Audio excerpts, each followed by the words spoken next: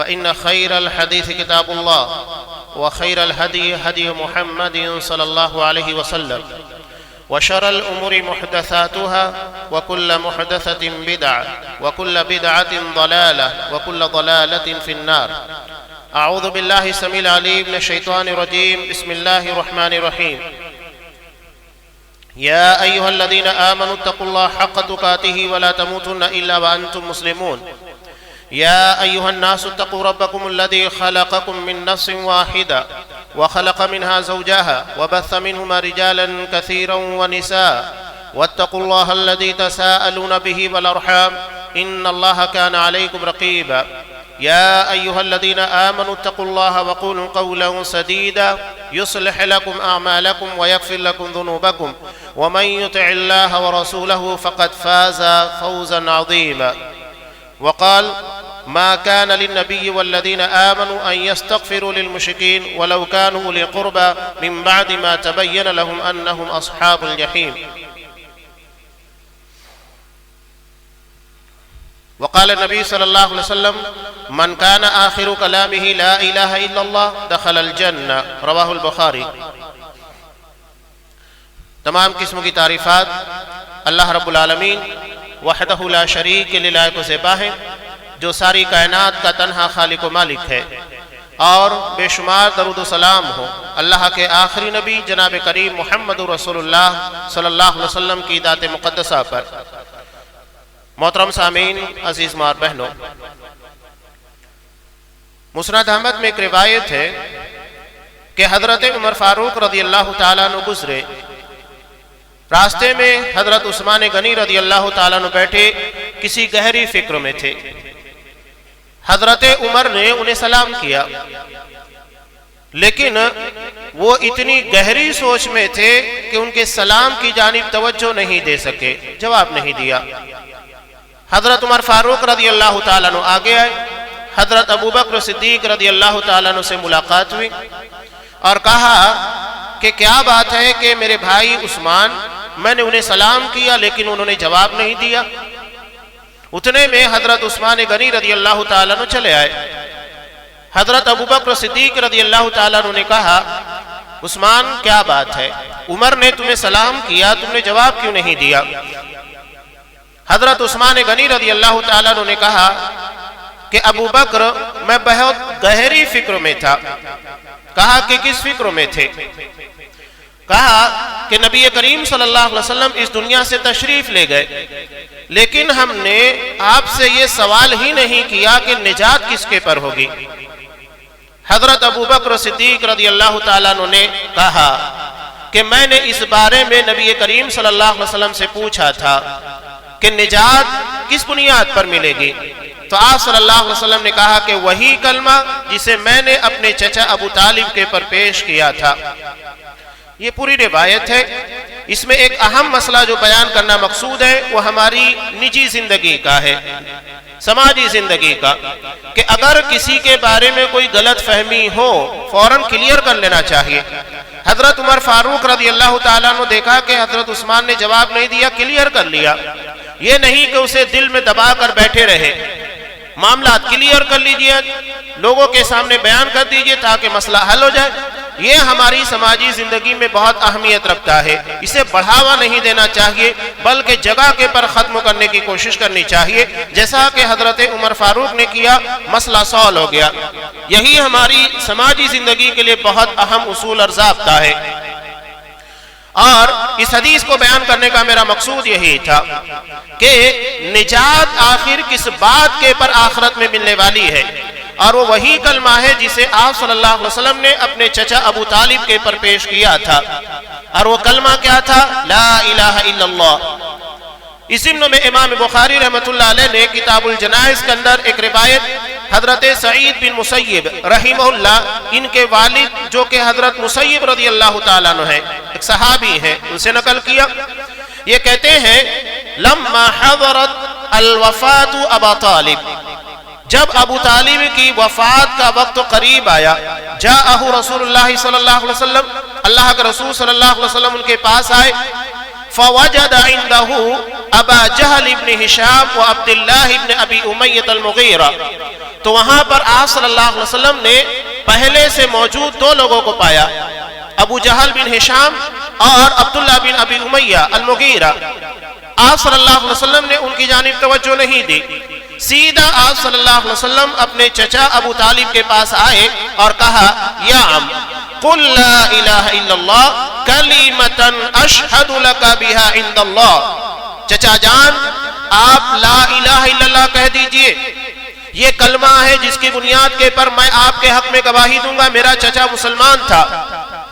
جیسے ہی آپ صلی اللہ علیہ وسلم نے اپنی اس بات کو ابو طالب کے سامنے پیش کیا، فوری طور کے پر ابو جہل اور عبداللہ بن ابی امیہ ایک زبان کیا کہتے ہیں، اترغب عن ملت عبد المطلب، ابو طالب کیا تم اپنے باپ عبد المطلب کے دین سے پھر جاؤ گے؟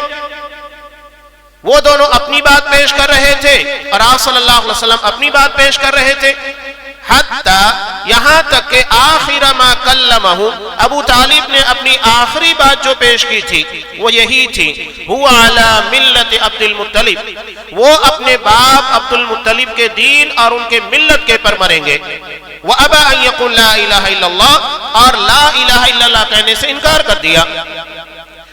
نبی کریم صلی اللہ علیہ وسلم نے فرط جذبات میں کہا، وہ چچا جس نے 10 سال تک نبی کریم صلی اللہ علیہ وسلم کی حمایت کی، یہاں تک کہ حالت یہ تھی کہ جب شیب ابی طالب، یہ گھاٹی ہے جس میں بنو ہاشم کا آپ صلی اللہ علیہ وسلم کے خانوادے کا 3 سال تک بائیکاٹ کیا گیا، سوشل بائیکاٹ، بہت خطرناک، یہاں تک کہ بچوں کے لیے کھانے کے لیے کچھ نہیں تھا، رات کو بلکتے تھے، روتے تھے، چمڑا پانی میں بھگا کر انہیں چوسنے کے لیے دیا جاتا تھا۔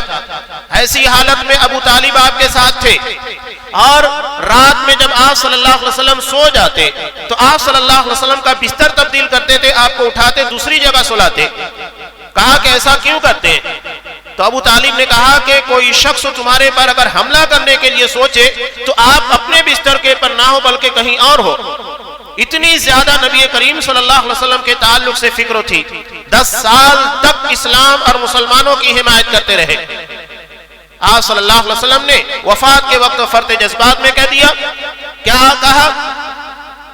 اللہ کی قسم، فواللہ لأستغفرن لک ما لم انہا عنکا، اللہ کی قسم جب تک مجھے آپ کے بارے میں منع نہیں کر دیا جاتا میں آپ کے لیے استغفار کروں گا، آپ کی مغفرت کی دعا اللہ سے کرتا رہوں گا، اس لیے کہ آپ کو پتا تھا کہ ان کی مغفرت کی دعا کے بارے میں منع کر دیا جائے گا۔ آخر کار سورہ توبہ کی آیت نازل بھی، ما کان للنبی والذین آمنوا ان یستغفروا للمشرکین، اس بات کی اجازت نہ نبی کو ہے نہ اہل ایمان کو ہے ان یستغفروا للمشرکین کہ وہ مشرکین کے لیے مغفرت کی دعا کریں، ولو کانوا اولی قربا، چاہے وہ ان کا کتنا ہی قریبی رشتہ دار کیوں نہ رہا ہو، من بعد ما تبین لهم انہم اصحاب الجحیم، اس بات کے واضح ہو جانے کے بعد کہ وہ جہنمی ہیں۔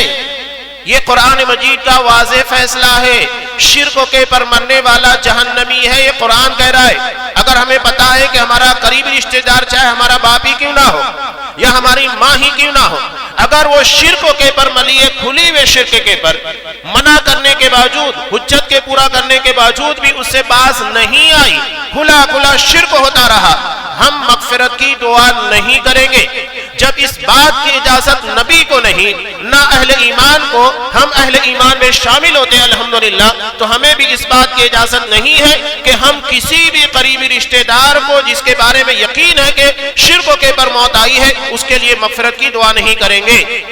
یہ حدیث بالکل واضح طور کے پر بیان کرتی ہے کہ اگر شرک کے پر موت آتی ہے نجات نہیں ملے گی، اللہ تبارک و تعالی جنت سے محروم کر دے گا۔ یہ اللہ کا واضح فیصلہ ہے جو قرآن مجید کے اندر بیان کر دیا گیا، انہ من یشرک باللہ فقد حرم اللہ علیہ الجنہ ومأواہ النار وما للظالمین من انصار، کہ جو بھی شرک کرے گا اللہ نے اس کے پر جنت کو حرام کرا دیا ہے، اس کا ٹھکانہ جہنم ہوگا اور ایسے ظالموں کو بچانے والا کوئی نہیں ہوگا۔ واضح طور کے پر قرآن مجید میں اللہ نے ان چیزوں کو بیان کر دیا ہے۔ یہ حدیث بہت اہمیت رکھتی ہے، بڑے بڑے مسائل اس کے اندر بیان کیے گئے ہیں۔ سب سے بہترین اور اہم مسئلہ جسے شیخ محمد بن عبد الوہاب رحمہ اللہ نے اپنی کتاب التوحید کے اندر نقل کیا ہے، دنیا کے اندر یہ کتاب بڑی مقبولیت رکھتی ہے، اور میں ہر مسلمان کو کہتا ہوں کہ عقیدہ توحید کو مضبوط کرنے کے لیے اس کتاب کو ضرور پڑھیے گا، تاکہ اپنے عقیدوں کی اصلاح ہو سکے، عقیدہ توحید پختہ ہو سکے، جس کے پر نجات ملنے والی ہے۔ قرآن جب کہہ رہا ہے کہ نجات اسی کے پر ہے، اور اگر توحید نہیں ہوگی تو پھر سیدھے جہنم میں جاؤ گے، تو ہمیں یہ جاننا بہت ضروری ہے کہ آخر وہ چیز کیا ہے۔ قرآن اگر کہتا ہے شرک کی بنیاد کے پر جہنم میں داخلہ ہوگا، تو ہمیں جاننا ضروری ہے کہ شرک کیا ہے، کن چیزوں کو شرک کہا جاتا ہے۔ جب توحید کے پر نجات ہے تو توحید کے بارے میں جاننا ضروری ہے کہ توحید ہے کیا۔ توحید اللہ تبارک و تعالیٰ کو اکیلا ماننا، کن چیزوں کے اندر؟ اس کی ذات میں، اس کی صفات میں اور عبادات میں۔ یہ انتہائی اختصار کے ساتھ توحید کی تعریف ہے کہ اللہ تبارک و تعالیٰ اپنی ذات میں اکیلا ہے، یعنی نہ اس کی اولاد ہے، نہ اس کو جننے والا کوئی ہے، یعنی اس کا باپ نہیں ہے، اور اپنی صفات میں اکیلا ہے، یعنی جس طرح اللہ تبارک و تعالیٰ سنتا ہے کوئی نہیں سن سکتا۔ لیس کمثلہ شیء، اللہ کی مانند کوئی چیز نہیں۔ اللہ جس طرح دیکھتا ہے دنیا کی کوئی چیز ویسے نہیں دیکھ سکتی ہے۔ اللہ کی ذات کے تعلق سے، اس کی صفات کے تعلق سے جو بھی باتیں بیان کی گئی ہیں، اس میں نہ ہم مثال دیں گے، تمثیل نہیں ہوگی، نہ اس کی کیفیت بیان کی جائے گی۔ اللہ تبارک و تعالی جیسا کہ قرآن مجید بیان کرتا ہے بل یداہ مبسوطتان، اللہ کے دونوں ہاتھ کھلے ہوئے ہیں۔ یہودیوں نے کہا تھا کہ اللہ کے ہاتھ بندھے ہوئے، قرآن مجید نے اس کے جواب میں کہا کہ اللہ کے دونوں ہاتھ کھلے ہوئے ہیں۔ نبی کریم صلی اللہ علیہ وسلم نے کہا اللہ کے دو ہاتھ ہیں، جیسا کہ قرآن میں، اور دونوں ہاتھ داہنے ہیں، ایک بایاں اور ایک داہنا نہیں، اللہ کے دونوں ہاتھ داہنے ہیں۔ اب یہ ہاتھ کیسا ہے یہ ہم نہیں بیان کریں گے، اور نہ ہی اس کی تعویل کی جائے گی کہ ہاتھ سے مراد قدرت ہے، نہیں، نہ اس کی تعطیل کی جائے گی کہ ہاتھ کو مانا ہی نہ جائے، نہیں، ہاتھ ہے، اس کی کیفیت نہیں بیان کی جائے گی۔ یہ عقیدے کی انتہائی بنیادی باتیں میں آپ کو بیان کر رہا ہوں۔ بہت سارے جو گمراہ فرقے ہوئے، چاہے آپ معتزلہ کی بات کہیے، اشعریہ کی بات کہیے، ماتریدیہ کی بات کہیے، نقشبندی کہیے، سہروردی کہیے، یہ جتنے گمراہ فرقے ہیں یہ سب عقیدے کے باب میں، صفات کے باب میں گمراہ ہوئے۔ قرآن مجید اسی لیے کہتا ہے کہ وَلِلَّهِ الْأَسْمَاءُ الْحُسْنَى فَادْعُوهُ بِهَا، اللہ کے پیارے پیارے نام ہیں، اس کے ذریعے اللہ کو پکارو، دعائیں مانگو۔ آپ کو اگر مغفرت کی ضرورت ہے اللہ کو کہو، اللہ تو غفور ہے، بڑا بخشنے والا، میرے گناہوں کو بخش دے۔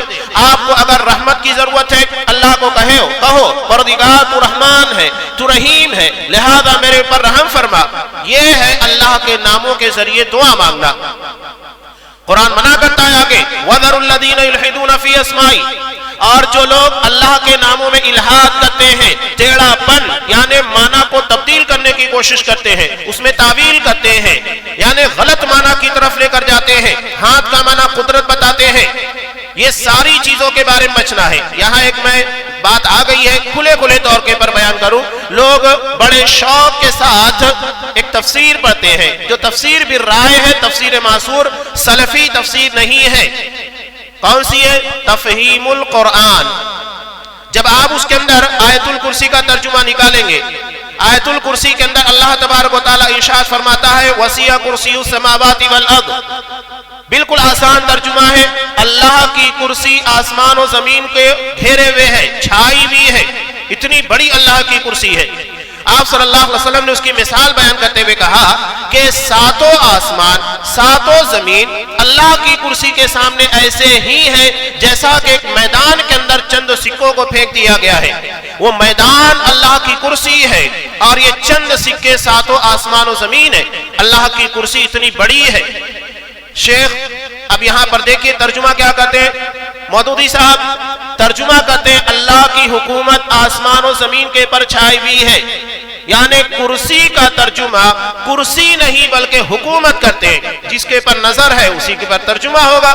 ساری نظر تو حکومت کے پر تھی، کرسی چاہیے کرسی چاہیے، پہلے ووٹ کو حرام قرار دے رہے تھے، اور جب ضرورت پڑی تو خود ہی حضرت الیکشن لڑنے کے لیے ووٹ دینے کے لیے تیار ہو گئے۔ یہ فکری انحراف آج ہمارے درمیان انہی چیزوں کی بنیاد کے پر آئے ہیں، جس کی مثال میں نے آپ لوگوں کے سامنے رکھی۔ تو یہ توحید ہے، اللہ کی ذات کے بارے میں آج ہمارے درمیان نبی کریم صلی اللہ علیہ وسلم کے تعلق سے وہی کفریہ شرکیہ عقیدہ رکھا جاتا ہے کہ آپ اللہ کے نور کا ایک حصہ ہے، نور من نور اللہ، اللہ کے نور کا ایک حصہ۔ مسلمانوں کے درمیان کیا اس طریقے کے عقیدے نہیں ہیں؟ جبکہ یہ وہی عقیدہ ہے جو کہ حضرت عزیر اور حضرت عیسیٰ علیہ السلام کے تعلق سے رکھا گیا، ابن اللہ، اللہ کا بیٹا۔ نور من نور اللہ، اللہ کے نور کا ایک حصہ، اس کا مطلب کیا ہے؟ اللہ کے نور میں سے نکلا ہوا۔ ہم اپنے بیٹے کے تعلق سے، اولاد کے تعلق سے کیا کہتے ہیں؟ یہ میرا لخت جگر ہے، یہ میرے جگر کا ٹکڑا ہے، یعنی اپنے وجود کا حصہ مانتے ہیں۔ یہاں پر وہی بات گھما کر آپ صلی اللہ علیہ وسلم کے تعلق سے کہی جا رہی ہے۔ جب آپ اللہ کے نور سے نکلے ہیں تو اس کا مطلب کیا ہے؟ بیٹا کہو نا صاف صاف۔ یہ گھما کر باتیں لوگوں کے درمیان رکھی جا رہی ہے، یہ کھلا کھلا کفریہ شرکیہ عقیدہ ہے۔ تو یہ بہت اہم ہے۔ میں نے صرف چند باتیں آپ کے سامنے عقیدے کے تعلق سے رکھی کہ ہمیں اس کے پر توجہ دینا چاہیے، ورنہ ہمارا عقیدہ صحیح نہیں رہے گا، سلامت نہیں رہے گا۔ عرب میں خصوصی طور کے پر جبکہ وہ اہل زبان ہیں، ہر مسجد کے اندر آپ کو عقیدے کے پر درس ملے گا۔ بڑی بڑی کتابیں اس ضمن کے اندر پڑھی جاتی ہیں، چاہے وہ کتاب توحید اور دیگر کتابیں اصول ثلاثہ ہیں، نواقض الاسلام ہے۔ ہم اگر ان چیزوں کو نہیں جانیں گے تو شرک اور توحید کے بارے میں علم کہاں ہوگا؟ نجات کے بارے میں ہمیں کیسے معلوم ہوگا کہ نجات کیسے ملے گی؟ جب وہ عقیدہ ہوگا تبھی نجات ملے گی۔ تو شیخ محمد بن عبد الوہاب رحمہ اللہ کتاب التوحید کے اندر بہت پیاری بات اس عزیز کے ضمن میں نقل کرتے ہیں۔ وہ کہتے ہیں کہ ابو جہل اور عبداللہ بن ابی امیہ آج کے مسلمانوں سے کہیں زیادہ بہتر توحید سمجھتے تھے۔ مسلمان نہیں سمجھتا ہے، وہ سمجھتے تھے۔ اس لیے کہ جب آپ صلی اللہ علیہ وسلم نے کلمہ پیش کیا، کہا کہ چچا لا الہ الا اللہ پڑھ لو، اس کے بدلے میں آپ کے حق میں گواہی دوں گا، میرا چچا مسلمان تھا۔ تو ابو جہل اور عبداللہ بن ابی امیہ نے ابو طالب کو یہ نہیں کہا کہ ابو طالب کلمہ مت پڑھو، ورنہ سیدھی بات کیا ہوتی ہے؟ یہ کہتے کہ کلمہ مت پڑھو، لیکن انہوں نے کیا کہا؟ اترغب عن ملت عبد المطلب، کہ ابو طالب اپنے باپ عبد المطلب کے دین سے پھر جاؤ گے؟ کلمہ پڑھنے سے منع نہیں کیا، بلکہ یہ کہا کہ اپنے باپ عبد المطلب کے دین سے پھر جاؤ گے۔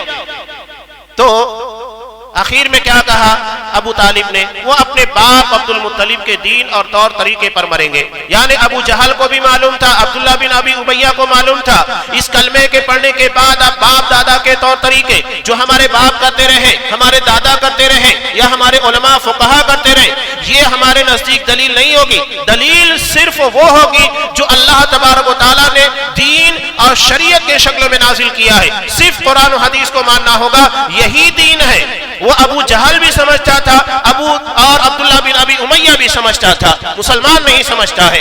وہ کہتا ہے کہ مسلمان ہونے کے بعد شرک کہاں ہوتا ہے؟ قرآن کہتا ہے کہ وَمَا يُؤْمِنُ أَكْثَرُهُم بِاللَّهِ إِلَّا وَهُمْ مُشْرِكُونَ، بہت سارے لوگ کلمہ پڑھنے کے بعد بھی مشرک رہتے ہیں۔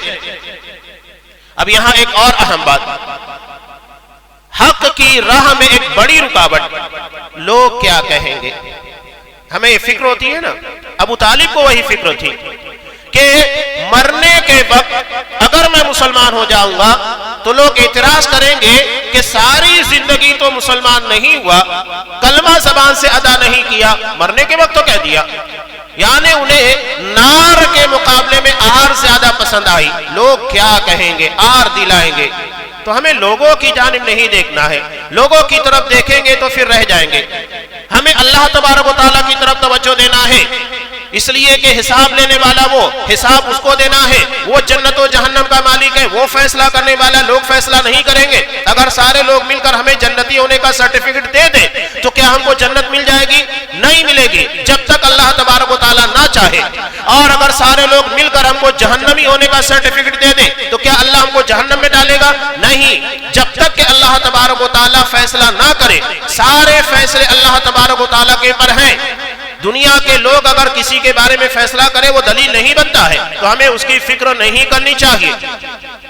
اب آگے کچھ اور اہم باتیں میں آپ کے سامنے پیش کرنا چاہ رہا ہوں.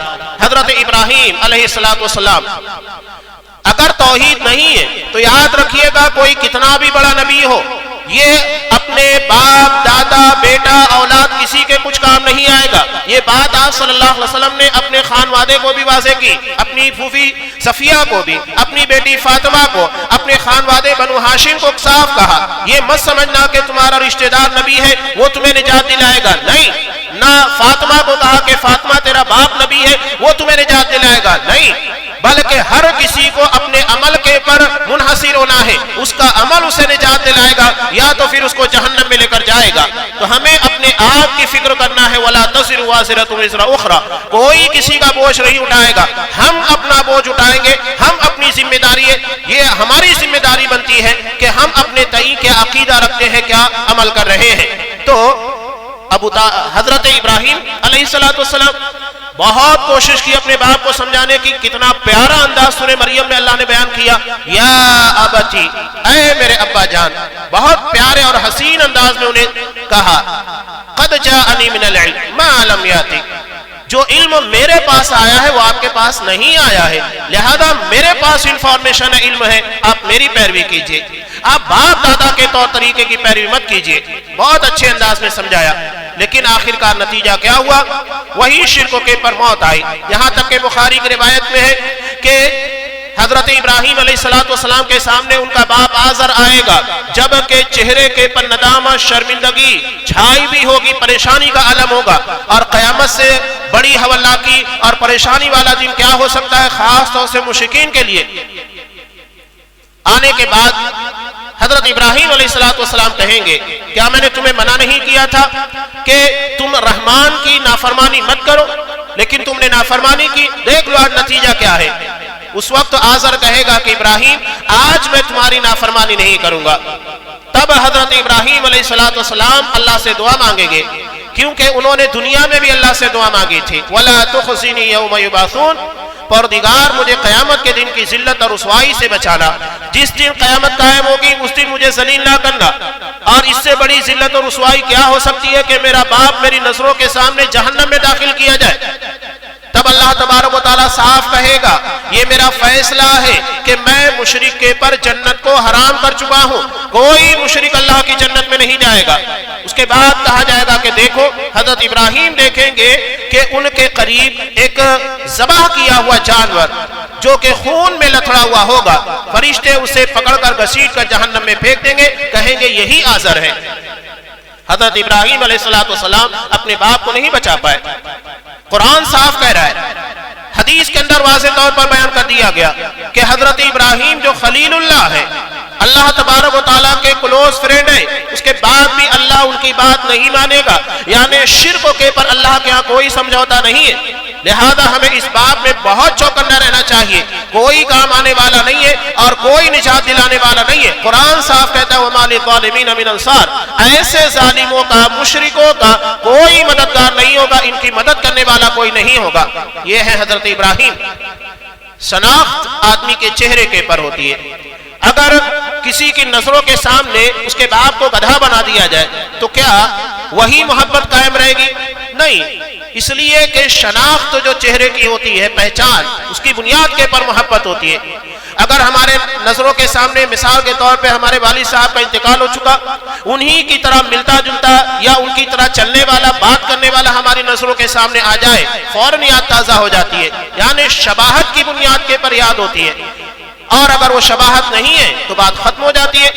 تو حضرت ابراہیم کو اللہ تبارک و تعالیٰ ذلت سے بچائے گا, یعنی ان کی نظروں کے سامنے ان کے باپ کو جہنم میں ڈالا تو جائے گا, لیکن شباہت کو چھین لیا جائے گا. وہ شکل تبدیل کر دی جائے گی جو دنیا میں حقیقی طور کے پر تھی, اور اس کے بعد انہیں جہنم میں داخل کیا جائے گا. قرآن مجید نے سورہ تحریم کے اندر مشرکین مکہ کے جواب میں دو بڑی پیاری مثالیں بیان کی ہیں. کیا مثال بیان کی ہے؟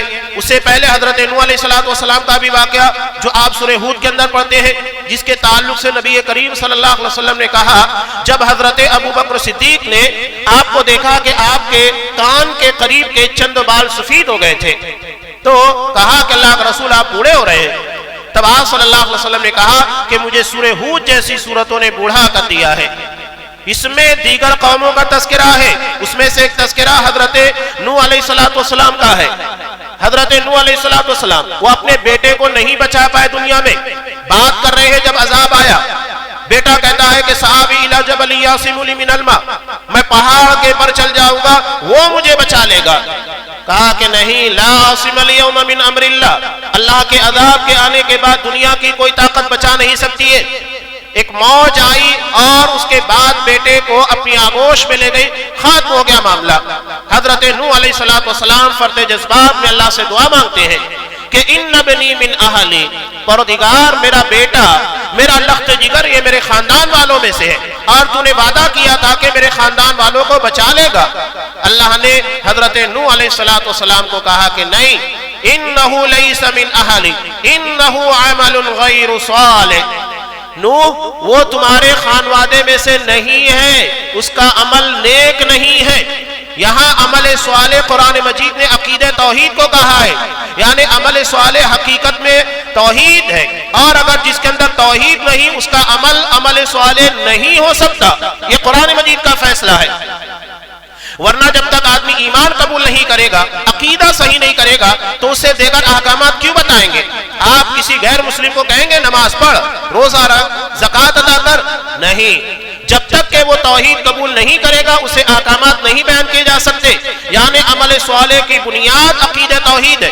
قرآن مجید نے دو مثال بیان کرتے ہوئے کہا, پہلے کافروں کے لیے حضرت نوح اور حضرت لوط علیہ السلام کی بیوی, کہ یہ دونوں کافرہ تھی اور نبی کی زوجیت میں تھی. قرآن مجید نے صاف کہا فخانتاہما, ان دونوں نے خیانت کی, یعنی عقیدہ توحید کے پر نہیں آئے. سوچئے, نبی کی دعوت اسے قبول نہیں کیا. دنیا میں نبی سے بہتر اللہ کے دین کی دعوت دینے والا, اللہ کی توحید سمجھانے والا کون ہو سکتا ہے؟ لیکن وہ قبول نہیں کی. فخانتاہما, قرآن نے صاف کہا فلم یغنی عنہما من اللہ شیئا, انہیں اللہ کے عذاب سے یہ دونوں نہیں بچا پائے. صاف کہہ دیا کہ شوہر کو اپنی بیوی سے کتنی محبت ہوتی ہے, لیکن کفر کی بنیاد پر, شرک کی بنیاد کے پر صاف کہہ دیا کہ نبی اگر شوہر ہے اور بیوی کافرہ ہے تو وہ نہیں بچائے گا, کام نہیں آئے گا. یعنی ہر کسی کو اپنے عمل کی خود فکر کرنی ہوگی. یہ ہے توحید. اور اس کے بعد قرآن مثال بیان کرتا ہے فرعون کی بیوی آسیہ کی, جو ایک کافر بلکہ اپنے آپ کو رب اعلیٰ کہنے والا, سب سے بڑا معبود کہنے والا, اس کی بیوی ایمان لے کر آ گئی. اللہ سے دعا مانگتی ہے جب سزا دی جا رہی تھی, عذاب دیا جا رہا تھا دنیا میں, رب ابن لی عندک بیتا فی الجنہ, دنیا میں عذاب دیا جا رہا تھا, اللہ آخرت میں ان کے لیے جنت کے اندر محل تعمیر کر رہا تھا ان کی دعا کی برکت سے. تو یہ رشتہ داری, یہ تعلقات یا دنیا کی یہ ظاہری نسبتیں, یہ نجات کا ذریعہ نہیں ہے. نجات صرف عقیدہ توحید کے پر ہوگی. اگر یہ چیز ہے تو یقیناً اللہ تبارک و تعالیٰ بخشے گا, اور اگر یہ نہیں ہے تو چاہے آپ نبی کے بیٹے ہو, نبی کی بیوی ہو, نبی کا باپ ہو, کوئی بھی ہو, کتنا بھی قریبی رشتہ دار ہو, یہ نجات کا ذریعہ بننے والے نہیں ہے. لہذا اس باب میں ہمیں بہت چوکنا رہنا ہے. میں ایک آخری حدیث پیش کر کے اپنی بات کو مکمل کرتا ہوں. امام مسلم رحمۃ اللہ علیہ نے ایک روایت کو نقل کیا کتاب الجنہ و صفت نعیم یہاں میں, کہ آخری جہنمی جس کو جہنم سے نجات دی جائے گی, یہ کون ہوگا؟ جس کے دل میں رائی کے دانے سے برابر بلکہ اس سے بھی کم ایمان ہوگا, یعنی توحید ہوگی, وہ شرک نہیں کیا ہوگا, اس کو جہنم سے نجات دی جائے گی. وہ جہنم سے نکلے گا کوئلے کی مانند ہوگا, اسے نہر حیات میں داخل کیا جائے گا. نہر حیات میں داخل ہونے کے بعد جس طرح پودا بڑھنا شروع ہوتا ہے, یہ بڑھنا شروع ہوگا, اس کے بعد اسے جنت میں داخل کیا جائے گا. وہ جنت کے پاس جائے گا اور کہے گا اللہ جنت تو بھری بھی ہے.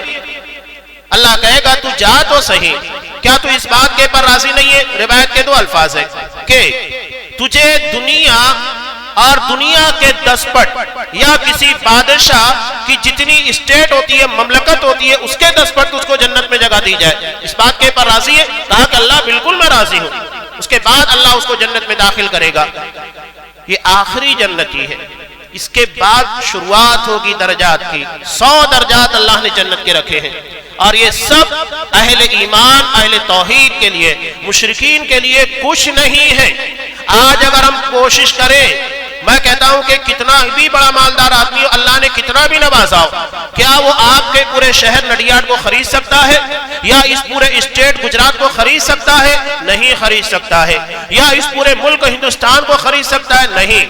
اللہ کہہ رہا ہے کہ جنت میں دنیا کے 10 پٹ، دنیا نہیں بلکہ دنیا کے 10 پٹ، اور اگر ایک بادشاہ کی مملکت بھی لے لی جائے اس کے 10 پٹ اگر جنت میں جگہ مل رہی ہے، جس کے بارے میں آپ نے کہا بخاری کی روایت، جنت میں ایک کوڑا رکھنے کی جگہ دنیا اور دنیا کی تمام چیزوں سے بہتر ہے، اس لیے کہ دنیا فانی ہے، جنت لا فانی ہے، کبھی ختم ہونے والی نہیں۔ اتنی بڑی نعمت اللہ کس بنیاد کے پر دے رہا ہے؟ عقیدہ توحید کی بنیاد پر، شرک سے بچنے کی بنیاد کے پر۔ اللہ یہی کہہ رہا ہے، جب ایک جہنمی کو کہے گا کہ بتا اگر تجھے جہنم سے نکالا جائے اور دنیا پوری تجھے کہی جائے کہ پوری دنیا تو دے دے اس کے بعد نجات پا جائے، تو کیا تو اس بات کے لیے تیار ہے؟ وہ فوراً تیار ہو جائے گا، حالانکہ دنیا تو فنا ہو چکی ہے، لیکن جہنم کا عذاب اتنا خطرناک ہوگا۔ تو اللہ کہے گا میں نے تو تجھ سے بڑا آسان مطالبہ کیا تھا، میں تو مطالبہ کیا تھا کہ تو میرا ساتھ شرک مت کرنا، تو نے کیا نہیں کیا، جہنم کے عذاب کو بھگت۔ اتنا آسان مطالبہ اللہ کا کہ صرف اللہ کی عبادت کی جائے، اس کی عبادت میں، اس کی ذات میں، اس کی صفات میں کسی کو شریک نہ کیا جائے۔ اللہ تبارک و تعالیٰ سے دعا ہے پروردگار اس عقیدہ توحید کو ہمیں سمجھنے کی توفیق عنایت فرما، اور اس کی برکت سے دنیا اور آخرت کی جو بھی کامیابیاں برکتیں ہو سکتی ہے ان تمام کامیابوں، برکتوں اور رحمتوں اور نعمتوں سے ہمیں نواز دے، ہمیں شرک کے قریب کرنے والے تمام اعمال سے محفوظ رکھ، زندگی کا خاتمہ کلمہ توحید کے پر فرما، تاکہ ہم تیری رحمت، تیری جنت کے مستحق بن سکے۔ پروردگار جو ہمیں بیمار ہیں ان کو شفائے کاملہ عاجلہ عطا فرما، جو عبادتیں ریاضتیں ہم کر رہے ہیں ان عبادتوں کے اندر شوق دے، اخلاص دے، تاکہ عبادتیں تیری رحمت کا ذریعہ بن سکے۔ پروردگار جو ہمیں پریشان حال ہے ان کی پریشانیوں کو دور کر دے۔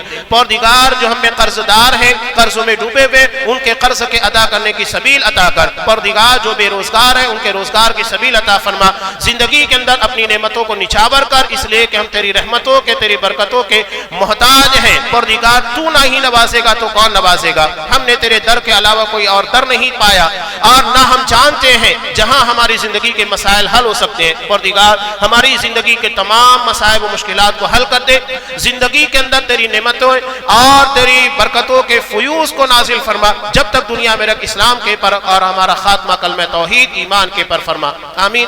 بارک اللہ لنا ولکم فی القرآن العظیم ونفعنی وإیاکم بالآیات والذکر الحکیم، انہ تعالی جواد کریم ملک رؤوف رحیم۔